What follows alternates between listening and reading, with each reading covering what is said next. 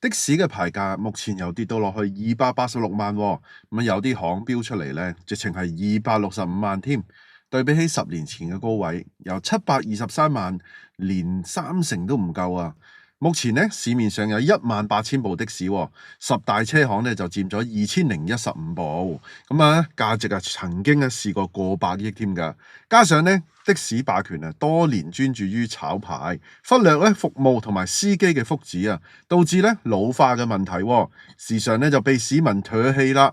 大家好，我係 Wally Magazine 嘅主持。等我嚟盤點一下，依家十大車行究竟唔見咗幾多億呢？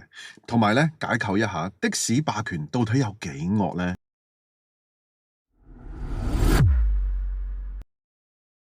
今次咧我哋要講一個財富變遷嘅故事。香港嘅士牌價咧大崩盤喎。曾幾何時咧，的士曾經係投資嘅熱門嚟嘅。喺2015年嘅時候，市區車牌嘅牌價咧係723萬港元喎。十大車行咧就坐擁超過150億身家㗎，簡直係一座咧會行嘅金山喎。前景真係好風光啦。但係依家咧去到2025年啦。最新嘅牌價咧就跌到落去286萬喎，咁有啲車行咧直情係265萬已經有成交噶啦，實際有交易咧已經係2個月之前噶咯，連埋部舊的士咧都係265萬嘅啫。咁雖然你話265萬啫，但係咧大家都覺得非常貴啊，仲係點解咧？因為後面咧好大機會咧會再跌落去啦。依家嘅嚟計，個跌幅咧已經超過60%噶咯，十大車行咧蒸發咗近100億啦。呢場變化係點發生嘅呢？今次我哋會盤點持有最多牌照嘅十大車行喎，數據咧嚟自業界嘅消息同埋市場嘅估算，睇下佢哋咧點樣由高峰跌入今日嘅困境啦。第10位咧係捷成車行，係位於深水埗福榮街嘅。大家唔好誤會，呢個捷成咧就同個代理Jepson 咧係冇關嘅。第一代嘅魏石耀咧低調經營嘅，曾經咧擁有超過100部小巴嘅。經營咧九龍新界咧5條專線嘅。第二代嘅魏沛洋咧近年積極爭取政府嘅支持，曝光咧亦都有所增加嘅。車輛嘅持牌數量咧由大概95張啦，最高位嘅市值咧係6.87億元嘅，去到依家咧剩翻咧2億7200萬噶啦，蒸發嘅金額咧係4億1500萬噶。數到第9位啦，富橋飲食集團係由小巴大王馬亞木家族經營嘅。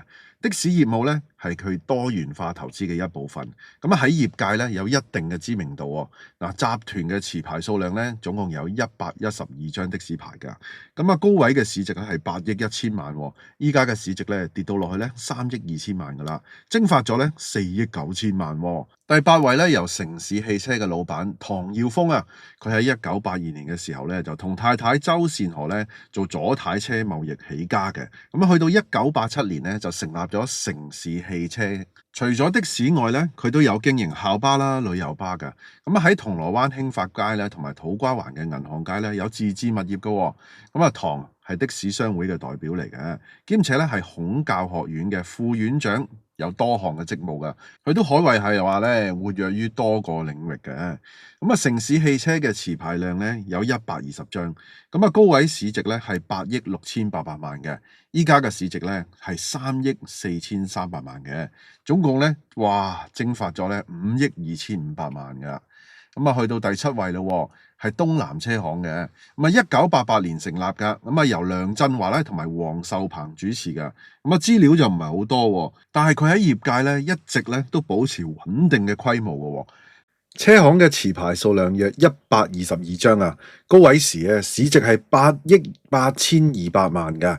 依家嘅市值咧去到咧3億4800萬，總共蒸發咗咧成5億3400萬㗎。去到第6位啦，係國松車行喺1984年嘅時候咧，由趙國華同埋咧路社松佢係咧前香港的士小巴總商會嘅會長嚟嘅，由佢嚟到創立嘅。1991年嘅時候咧，就拓展埋小巴業務添。經營咧由油尖旺啦同埋尖沙咀專線嘅。去到2016年嘅時候咧，佢以個人名義同埋7間公司咧，就使咗4500萬咧買入8個大嶼山的士牌。佢哋嘅持牌量咧總共共有180張的士牌嘅，呢個係一個估算嚟㗎。咁啊，高位嘅市值咧係13億100萬嘅，咁啊依家嘅市值咧係5億1500萬嘅，總共咧徵押咗7.86億㗎。咁啊，去到第五位咯，信安車行啦。老闆咧周國強啊，喺1991年咧創立信安嘅，現任嘅香港的士小巴總商會理事。原來佢哋喺2016年嘅時候咧，用福特嘅特大車咧推出珍寶的士系列嘅喎，咁啊喺業界咧有一定嘅影響力㗎。咁啊，佢哋嘅車行咧嘅持牌數量大概有200張左右啦。咁啊，高位市值咧係14億4600萬嘅喎，依家嘅市值咧得返5億7200萬啦。蒸發嘅金額咧達到咧8億7400萬喎。嗱，去到第四位啦。恒安車行嘅，佢喺1979年咧，好早嘅時期已經成立㗎啦。喺2020年去到22年疫症期間咧，由160部的士咧就增加到咧212部的士喎，咁啊要升2級。咁啊經營者咧係張炳光同埋家人咧就比較低調嘅。咁啊鋪位咧係位於花園街咧顯眼嘅位置嘅。咁啊車行咧佢哋嘅持牌數量咧總共有212張嘅，喺高峰期咧總共係值15億3300萬嘅，依家嘅市值咧得返6億0600萬啦。徵押嘅金額咧達到咧9億2700萬喎。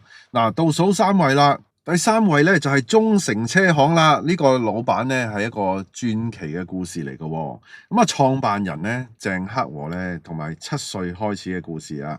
咁啊18歲咧開始開雲吞麵檔喎。咁啊之後咧因為賭錢咧輸晒啲身家啦，咁啊轉為賣生果喎。嗱，1976年嘅時候咧，佢投身的士行業，喺土瓜灣起家嘅。咁啊買入咧幾十部的士同埋小巴喎，去到84年咧已經有超過過百部的士咯。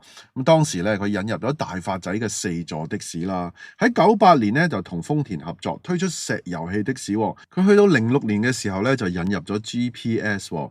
去到2010年嘅時候咧佢就創立咗24小時嘅維修中心啊。哇，可以話咧係一個企業化極具規模嘅經營嚟嘅。咁喺2015年嘅時候咧就由女兒咧鄭敏儀創立嘅星群的士叫做 Sincap 啦，管理咧超過1000部的士㗎。咁佢哋嘅車行持牌數量咧總共有259張嘅。咁啊由高位時間嘅市值係講緊18億7300萬啊，去到依家咧剩翻咧7億4100萬啊，總共蒸發咗咧11億3200萬喎。咁啊去到第二位咯噃，紅益的士車行啦，老闆陳宇強咧擁有超過300部的士㗎，但係行事咧極為低調啊，從未公開亮相過喎。咁喺業界嘅地位咧係僅次於第一位嘅啫。咁啊車行嘅持牌數量咧總共有309張喎，由高位時嘅市值咧22億3400萬咧跌到落去依家咧剩翻咧8億8400萬喎，金額啊總共蒸發咗13億5000萬啊。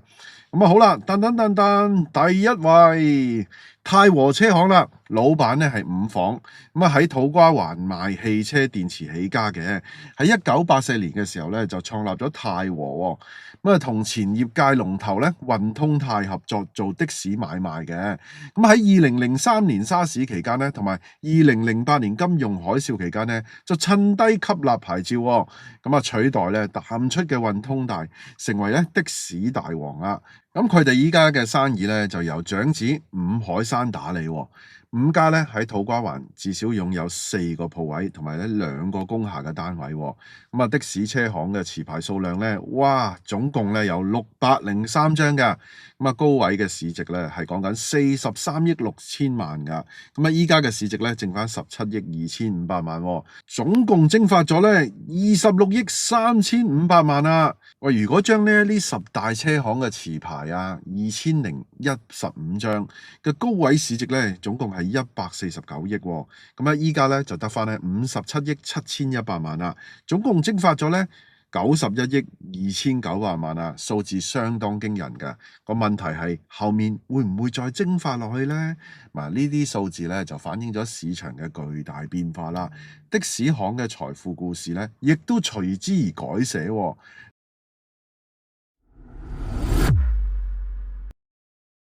嗱，政府咧同埋車行嘅關係咧，亦都值得關注㗎。十大車行控制咧超過2000張牌啦，佔全香港咧11%喎。嗱，咁呢啲業界大佬咧，好多都有好多職務喺身㗎，同政府嘅關係咧相當緊密㗎。好似咧順安嘅周國強同城市嘅唐耀峰咧，多次要求政府打壓 Uber 喎，咁啊保住的士市場咁樣啦。咁啊仲有一個矚目嘅例子就係咧譚慧珠家族啦。咁啊據業界嘅傳聞，譚慧珠家族成員啊，曾經咧積極參與的士牌嘅投資啊。咁啊當時咧就牌價處於上升期嘅，咁啊佢哋咧亦都係關係同埋網絡同埋資金咧，亦都係充裕嘅噃。咁啊低價咧買入好多張嘅牌照喎，咁去到咧有高位沽出喎，咁啊賺取可觀嘅利潤嘅。雖然咧譚慧珠本人咧冇直接嘅證據咧顯示持有牌照喎，但係佢嘅家族生意同的士行咧交集喎，令人聯想到佢哋炒牌嘅熱潮中嘅參與者嚟嘅。咁啊呢啲權貴同埋車行嘅合作咧，多年嚟咧嚟到咧就坐地起價喎，但係咧政府一直咧拖住的士牌咧就唔改革、唔增加發牌，究竟係維護的士嘅霸權利益啊，定係有啲關係要維持呢？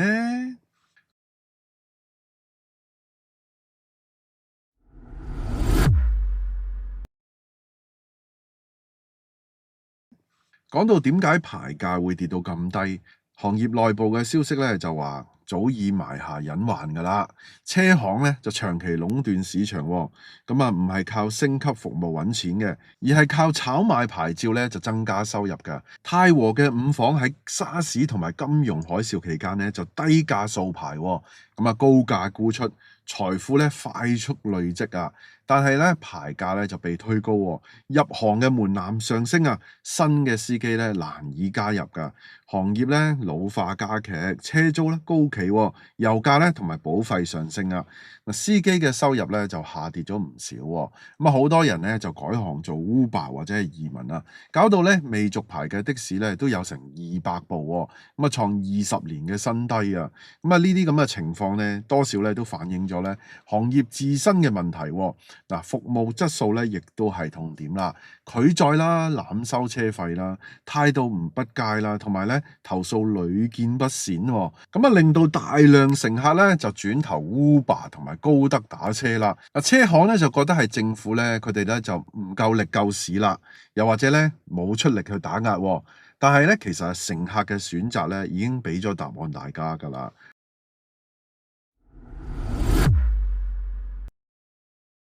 近年咧，大陸嘅網約車咧，例如滴滴啦、高德啊，進入香港市場啦。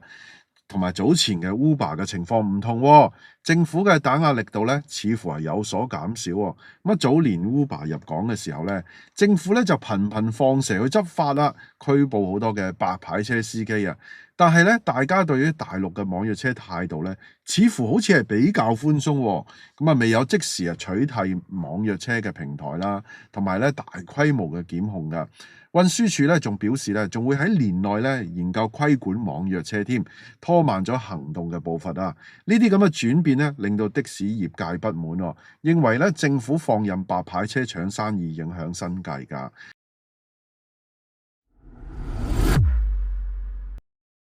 咁啊呢場崩盤咧，唔係淨係香港獨有嘅噃。咁啊紐約咧，亦都經歷咗一面鏡啦。喺2011年嘅時候咧，紐約嘅黃的士牌價咧高達130萬美元㗎。咁啊 Uber 咧同埋 Lyft 咧興起之後啊，咁啊去到2017年嘅時候咧就跌到咧12萬美元喎，跌幅咧90%㗎。咁啊的士大王咧 Evgeny Feynman 咧擁有咧1100個牌照啊，咁啊價值咧15億美元嘅喎。但係佢哋去到2015年嘅時候咧，佢哋係還唔起3400萬嘅貸款啊，講緊係美金喎。咁啊最終咧破產收場啦。部分司機咧就因為咧經濟困難咧而自尋短見啦。咁啊，去到2021年嘅時候咧，紐約市政府推出咧6500萬美元救市計劃嘅。咁啊，每位牌主咧就獲得咧20萬美元啊減債嘅呢個寬免嘅。咁啊，但係啊，行業嘅衰退咧早已成為定局啦。香港嘅情況咧會唔會同紐約相似咧？但係香港政府咧就似乎未有救市嘅措施喎，定係咧佢哋任務已經完成咗咧？